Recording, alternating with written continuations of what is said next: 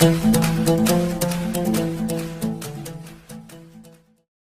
सभी लोगों का स्वागत है आपके अपने परिवार फ्यूचर ऑनलाइन क्लासेस सोनपुर में। जैसे कि आप सभी लोगों को पता है कि आज आपके जो है 27 अगस्त 2024 है और आप सभी लोगों को ये भी जानकारी है कि आज से आप सभी लोगों का सरकारी कॉलेज में डीएलएड के लिए स्पॉट एडमिशन की प्रक्रिया शुरू हो चुकी है और उस प्रक्रियाओं को लेकर अभी से ही बच्चे जो है जाना शुरू कर दिए हैं और बहुत सारे बच्चों को कॉल मैसेज आ रहे हैं। तो मैं आपको इस वीडियो में आपके आज की प्रक्रियाओं के बारे में बात कर ली और यह वीडियो थोड़ी सी लंबी होगी, 10 या 12 मिनट की होगी।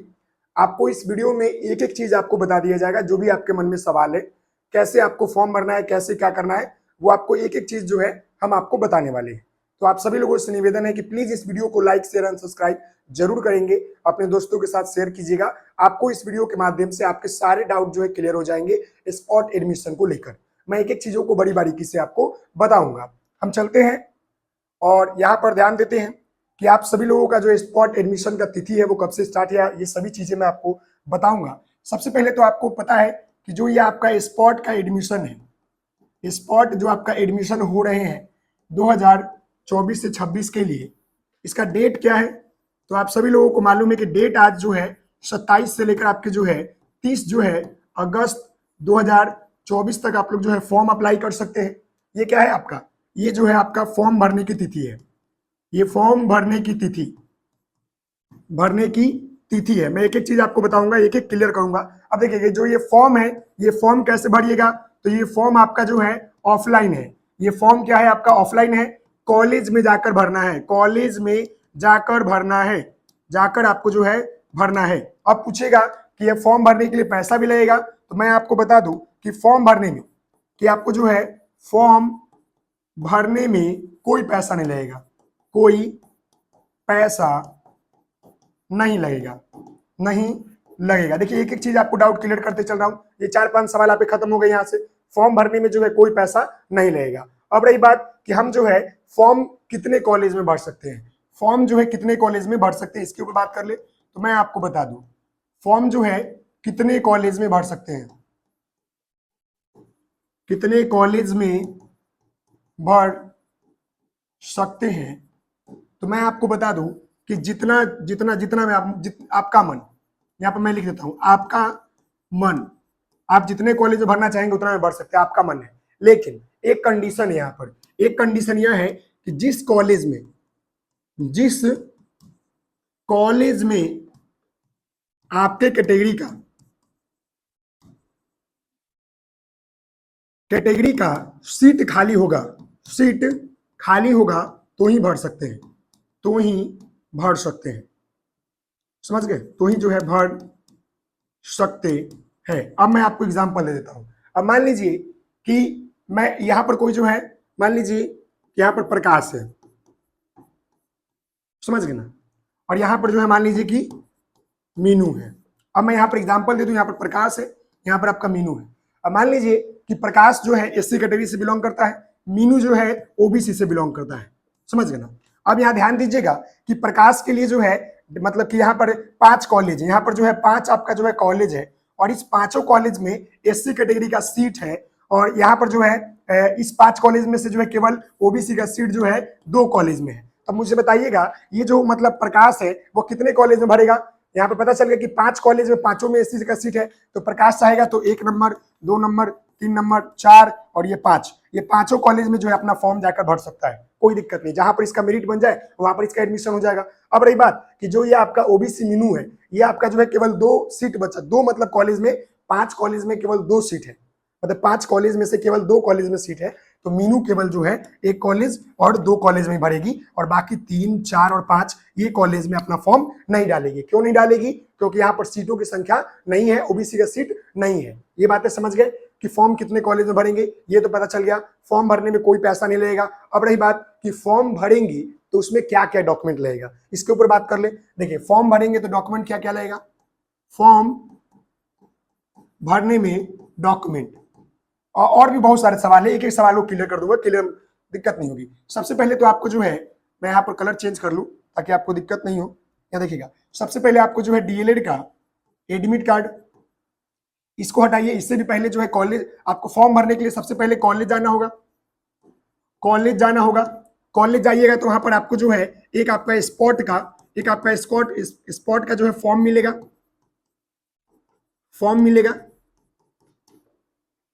उसके बाद जो है उस फॉर्म को भर दीजिएगा, समझ गए। उस फॉर्म को भरेंगे। पहले तो आप फॉर्म भरने के लिए कॉलेज जाइएगा। कॉलेज जाने के बाद वहां पर आपको स्पॉट के लिए एक फॉर्म मिलेगा, उस फॉर्म को भर दीजिएगा। उसके बाद सारे डॉक्यूमेंट का फोटोकॉपी दीजिएगा। फोटोकॉपी मतलब कि ओरिजिनल नहीं देना है आपको, ओरिजिनल आपको नहीं देना है, सारे डॉक्यूमेंट का फोटोकॉपी। और ये डॉक्यूमेंट कौन कौन से होंगे तो मैं आपको बता दूं, 10th का आपका डॉक्यूमेंट होगा, 12 का होगा, अगर आप ग्रेजुएशन पास है तो ग्रेजुएशन का भी दे सकते हैं, समझना। उसके बाद आपका आधार कार्ड होगा, फिर उसके बाद जो है आपका फोटो होगा, फिर आपका जो है जाति होगा, फिर आपका जो है निवास होगा, और आपको फिर जो है यहाँ पर मैं भूल गया डीएलएड का, जो आपके डीएलएड का जो है एडमिट कार्ड,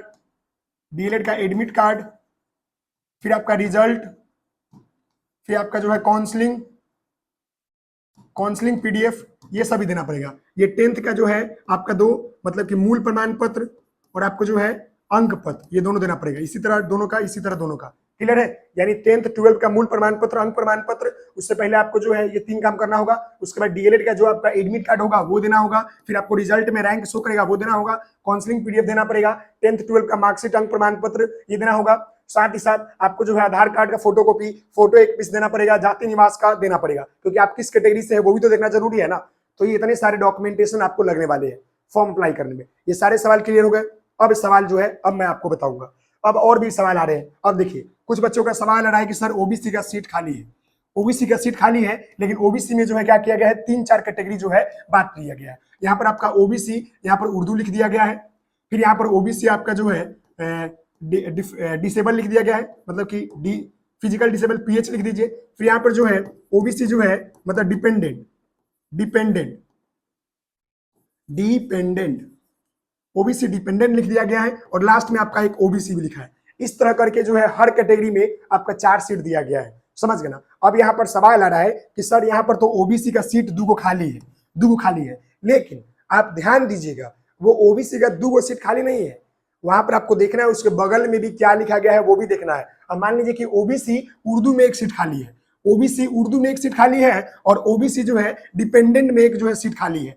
तो मैं आपको बताना चाहूंगा तो फिर जनरल ओबीसी मान लीजिए कि जो डिसेबल नहीं है, जो फ्रीडम फाइटर नहीं है, जो उर्दू वाले नहीं है, जनरल आपका जो है ओबीसी है, तो उनका यहाँ पर एडमिशन नहीं होगा। कारण क्या है मैं आपको बता दूं, यहाँ पर जो 2 सीट खाली था इस कॉलेज में, मान लीजिए कि यहाँ पर कोई डाइट जो है कॉलेज है, इस कॉलेज में ओबीसी का 2 सीट खाली था, लेकिन 2 सीट किसमें खाली है, एक आपका ओबीसी उर्दू में है और एक आपका जो है ओबीसी डिपेंडेंट में है। तो ओबीसी उर्दू वाले कहने का मतलब है कि यहाँ पर वैसा बच्चा, यहाँ पर देखिएगा, यहाँ पर वैसा बच्चा जो कि ओबीसी से बिलोंग करता हो, ओबीसी हो, समझ गए ना, ओबीसी हो, लेकिन साथ ही साथ उसका उर्दू चयन हो, उसका उर्दू विषय हो या उर्दू डीएलएड दिया हो, उर्दू विषय हो, तब होगा। यानी जो ये ओबीसी उर्दू वाला बच्चा है इसमें केवल ओबीसी बच्चा जाएगा, लेकिन एक कंडीशन है, यहाँ पर उर्दू होना चाहिए उस बच्चे का पेपर 12 में, तब जाएगा, क्योंकि वो आरक्षण सीट है। उर्दू देखिए आपके डीएलएड में जो है 50% साइंस 50% आर्ट्स का सीट होता है, लेकिन दोनों के लिए आरक्षण होता है। आर्ट्स में भी उर्दू होते हैं, डिसेबल होते हैं, फ्रीडम फाइटर होते हैं, साइंस में भी उर्दू होते हैं, डिसेबल होते हैं, फ्रीडम फाइटर होते हैं, वही बात यहाँ पर है। अब जनरल ओबीसी वाले बच्चे इस पर नहीं फाइट कर सकते, अगर कॉलेज चाहेगी तो कर देंगे, लेकिन ऐसे नॉर्मली नहीं होगा, क्योंकि यह बच्चा मान लीजिए यह बच्चा नहीं पहुंचा तब जनरल ओबीसी को ले सकते हैं। लेकिन आप लोग फॉर्म भरने जाइएगा तो एक बार प्रयास कीजिएगा, पूछिएगा सर क्या ये मेरा हो पाएगा कि नहीं होगा, वो खुद आपको बताएंगे, समझ गए ना। अब रही बात ये ओबीसी डिपेंडेंट, ये जो है आपका फ्रीडम फाइटर के लिए है। ये क्या है आपका फ्रीडम फाइटर, जिसके दादा परदादा जो है स्वतंत्रता संग्राम में भाग लिए थे, या जिनके नाना नानी भी लिए होंगे, उनको 5% का आरक्षण है एक्स्ट्रा, इसीलिए ये सीट उनके लिए रिजर्व है। अब इस सीट पर केवल ओबीसी बच्चा जाएगा, लेकिन वो फ्रीडम फाइटर का बच्चा जाएगा। अगर नहीं रहा तब दूसरा जा सकता है, लेकिन पहले में तो वही करेंगे, तो यही दिक्कत हो रही है। तो आप लोग जब भी जाइए कॉलेज में फॉर्म भरने तो आप जरूर सीट दे के जाइए। मैं आपको यहाँ पर बताना भी चाहूंगा, नहीं तो बहुत दिक्कत बड़ी हो रही है, और बच्चे पहुंच जा रहे हैं कॉलेज और वहां जाने के बाद पता चल रहा है कि आपकी जो है दिक्कत हो रही है। अब मैं यहाँ पर आपको वैकेंसी सीट ओपन कर रहा हूँ और आपको यहाँ पर दिखा रहा हूँ कि आपको कैसे देखना है। अगर केवल आपका ओबीसी लिखा है या जनरल लिखा है तो जा सकते हैं, लेकिन अगर OBC disable, OBC Urdu, OBC आपका फ्रीडम फाइटर, डिपेंडेंट, ये सब लिख रहा है तो दिक्कत होगी। इसलिए मैं यहाँ पर आपको दिखाना चाहूंगा, देखिएगा। अब इस बातों से आप समझ लीजिएगा, मैं थोड़ा जूम कर देता हूँ और इस बातों से आप समझ लीजिएगा। यहाँ ध्यान दीजिएगा, अब तो अब दिख रहा होगा, अब तो यहाँ पर दिख रहा होगा ना। अब देखिए, अब आप लोग बोलिएगा ये जो भी कॉलेज हो, कॉलेज का नाम तो तोप गया, लेकिन मैं आपको यहाँ पर समझा देता हूँ। अब देखिएगा, अब यहाँ पर देख रहा है कि साइंस स्ट्रीम में जो है किसी कॉलेज में, मान लीजिए कि कोई डाइट कॉलेज है औरंगाबाद का ही होगा, मान लीजिए कि डाइट कॉलेज में यहाँ पर एससी कैटेगरी है, समझे ना, और यहाँ पर सब कास्ट में नो है, कुछ नहीं है, मतलब कि खाली है, खाली है। तो ये क्या हो गया कि ये रियल में एससी कैटेगरी का सीट हो गया। अब एससी जाति से जो भी बिलोंग करते हैं वह बच्चा यहाँ पर फॉर्म भर सकता है, कोई दिक्कत नहीं है। लेकिन जैसे ही नीचे आइएगा तो एससी कैटेगरी यहाँ भी दिख रहा है, लेकिन यहाँ पर डिपेंडेंट दिख रहा है। तो इसमें जो है जनरल एससी वाले नहीं भर सकते हैं। कारण क्या है, ये डिपेंडेंट वाले का है, यानी एससी कास्ट होगा लेकिन प्लस में डिपेंडेंट भी होना चाहिए, यानी कि फ्रीडम फाइटर भी होना चाहिए तो होगा। अब देखिएगा, यहाँ भी एससी कास्ट है, तो एससी वाला बच्चा फॉर्म सोचेंगे हम अप्लाई कर देंगे, लेकिन नहीं कर सकते हैं। क्यों भाई, यहाँ पर आपको एससी होना है, लेकिन इसके साथ साथ समझ गए ना, साथ साथ जो है क्या होना चाहिए, साथ साथ स्टडीज उर्दू। आप जो है 12th क्लास में उर्दू पढ़े हो, उर्दू पढ़े हो। देखते हैं डीएलएड में आपका हिंदी उर्दू का एग्जाम होता है, डीएलएड एंट्रेंस में, तो कुछ बच्चे हिंदी भी लेते हैं, कुछ बच्चे उर्दू भी लेते हैं। तो यह सीट पर केवल उर्दू वाले बच्चे फाइट करेंगे, केवल उर्दू वाले। अब इनका 10 नंबर रहेगा तो हो जाएगा, कोई दिक्कत नहीं है। मतलब जो कटअप होता है 40-45 नंबर, उतना भी रहेगा तो हो जाएगा। अब तक उस विषय में मान लीजिए दूसरा बच्चा पहुंच में नहीं किया, एक बच्चे पहुंचा तो उसका हो जाएगा। नहीं समझे, समझ गए। मान लीजिए 10 बच्चा, ये देखिए स्टडीज उर्दू वाला बच्चा उस कॉलेज में 21 हो गया, अब कंपटीटर कौन है उसका, 21 है तो 21 का हो जाएगा। लेकिन एससी कैटेगरी का नहीं होगा। क्यों भाई, एससी कैटेगरी के लिए ये सीट है, ये जहां पर सब कास्ट नहीं लिखा है। अब देखिए ईबीसी का यहाँ पर ये खाली सीट है, ये इस पर कोई भर सकता है, जनरल सीट तो बोलिए। लेकिन ईबीसी यहाँ देखिएगा तो डिपेंडेंट यानी कि फ्रीडम फाइटर। ईबीसी ईडब्ल्यूएस देखिएगा तो स्टडीज उर्दू, जो उर्दू पढ़ा उसी का होगा। एससी देखिए डिपेंडेंट, तो ज्यादातर सीट जो है ना आपके डिपेंडेंट वाले का ही है। देखिए डिपेंडेंट, डिसेबल, स्टडीज उर्दू, यही सब बच्चे का बचा हुआ है। और कुछ जनरल का भी, जैसे ईडब्ल्यूएस का यहाँ खाली है, देखिए अनरिजर्व जनरल का यहाँ खाली है। अब देखिए यहाँ पर अनरिजर्व का जनरल का यहाँ खाली है, यहाँ कोई भी फॉर्म भर सकता है जनरल वाले बच्चे, कोई दिक्कत नहीं है। लेकिन यहाँ पर जैसे आइएगा तो यहाँ पर डिपेंडेंट मार दिया है, यहाँ पर जैसे आइए यहाँ पर उर्दू मार दिया है, तो ऐसे नहीं भर सकते। ये बात समझ गए जी। अब रही बात कि आप जो है फॉर्म अप्लाई कैसे करेंगे, उसको आगे प्रक्रिया कैसे लेंगे, वो मैं बता दूं। चलिए, तो सबसे पहले आपको जो है कॉलेज जाना है। मैं एक एक चीज यहाँ पर लिख देता हूँ। सबसे पहले आपको जो है कॉलेज जाना है, 1 नंबर कॉलेज जाइए। दूसरा, नहीं इससे पहले कॉलेज आने से पहले आपको, सॉरी मैं आपको बता देता हूँ, प्रोसेस बता देता हूँ, माफी चाहूंगा। ये प्रोसेस देख लीजिए, इस प्रोसेस से कीजिएगा, आपको कहीं भी दिक्कत नहीं होगी। सबसे पहले आपको जो है वैकेंट सीट देखना है, जो अभी मैंने आपको बताया। वैकेंट सीट देखिए किस कॉलेज में कितना सीट खाली है। दूसरा, आप जो है कॉलेज जाइए उस कॉलेज में जहां पर सीट खाली है। फिर वहां जाने के बाद जो है स्पॉट का फॉर्म लीजिए उनसे, स्पॉट आपको एक फॉर्म देंगे, उनको भरिए, भरे, समझे ना। उसके बाद जो है सारे डॉक्यूमेंट का जो है फोटो कॉपी दीजिए, फोटो कॉपी जमा कीजिए। फिर उसके बाद जो है जमा कर दीजिए फॉर्म को। फिर कॉलेज वाले आपको जो है क्या करेंगे, कॉलेज आपको जो है रसीद देगा, कॉलेज आपको जो है एक जो है रसीद देगा, समझे ना। उसके बाद आपको 7वां नंबर पर घर आ जाना है, एक एक चीज, घर आ जाना है। उसके बाद आपको 8वां नंबर पर जो है मेरिट का इंतजार करना है, मेरिट का इंतजार करना है। ये प्रोसेस है आपका पूरा, स्टेप बाय स्टेप मैंने आपको बता दिया। वैकेंसी देखिए, कॉलेज जाइए, कॉलेज में फॉर्म जमा कीजिए, सारे डॉक्यूमेंट का फोटो कॉपी दीजिए, जमा कीजिए। फिर आपको कॉलेज एक रसीद देगी, फिर आपको घर आ जाना है, फिर आपको मेरिट लिस्ट का इंतजार करना है। ये आपकी प्रक्रिया है। और भी कोई सवाल है बोलिए, और भी कोई सवाल है बताइए। अब रही बात कि मेरिट कैसे बनेगा वो भी मैं बता दूं। चलिए उसके बाद अब देखिए, जो बच्चे फॉर्म जमा करेंगे मेरिट कैसे बनेगा, मेरिट जो है कैसे बनेगा, आइए इसके ऊपर बात कर लेंगे।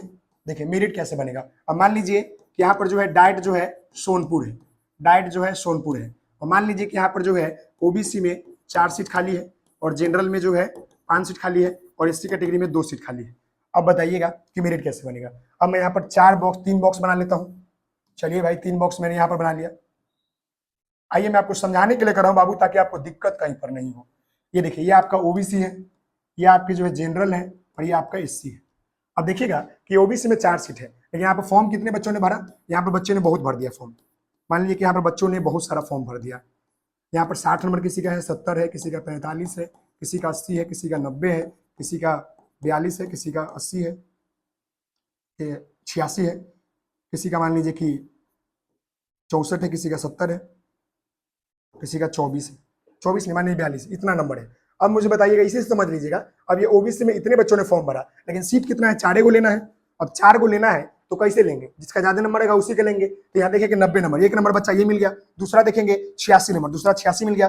तीसरा देखेंगे 80 नंबर, तीसरा बच्चा ये मिल गया। अब देखेंगे कितना है 86 के बाद यहाँ पर आपका 70 है, 70 बच्चा में 2 नंबर देखिएगा। मान लीजिए कि इसको हटा दीजिए, सबका नंबर तो बराबर होगा नहीं, यहाँ पर 74 लिख दिए, तब हमारा चौथा बच्चा 74 नंबर मिल गया। ये 4 बच्चा हमारा मेरिट मिल गया, ऐसे निकलेगा। अब मान लीजिए जनरल में जो है 5 बच्चा है, लेकिन फॉर्म यहाँ पर जो है क्या किया कि 8 बच्चा ने भर दिया।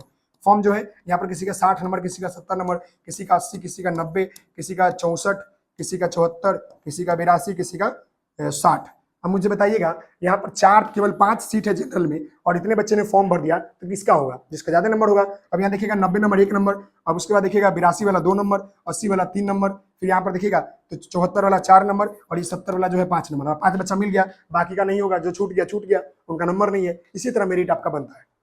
तो मुझे लगता है कि आपको स्पॉट एडमिशन के रिगार्डिंग जितने भी सवाल थे मैंने आपको इस वीडियो में क्लियर कर दिया। आप सभी लोगों से निवेदन है, प्लीज वीडियो को लाइक शेयर एंड सब्सक्राइब कीजिएगा। मिलते हैं नेक्स्ट वीडियो में। और कोई दिक्कत नहीं होगी, आपको दिक्कत है तो भाई कमेंट कर लीजिए। रही बात प्राइवेट कॉलेज का बच्चा, हाँ देखिए एक और बात मैं भूल गया कि फॉर्म कौन कौन भर सकते हैं वो मैं बता दूं। और प्राइवेट कॉलेज का लिस्ट आपका आएगा, परेशान नहीं हुए। जो बच्चे का प्राइवेट कॉलेज का इंतजार करे वही बच्चा फॉर्म भर सकते हैं, और फॉर्म वही बच्चा भर सकते हैं जिनका तीनों लिस्ट में नाम नहीं आया है। साथ ही साथ जिनका कहीं भी नाम आ गया था लेकिन वो एडमिशन नहीं ले पाए, वही बच्चा फॉर्म भर सकते हैं, या नाम आ गया लेकिन आपने एडमिशन नहीं लिया तो भी भर सकते हैं।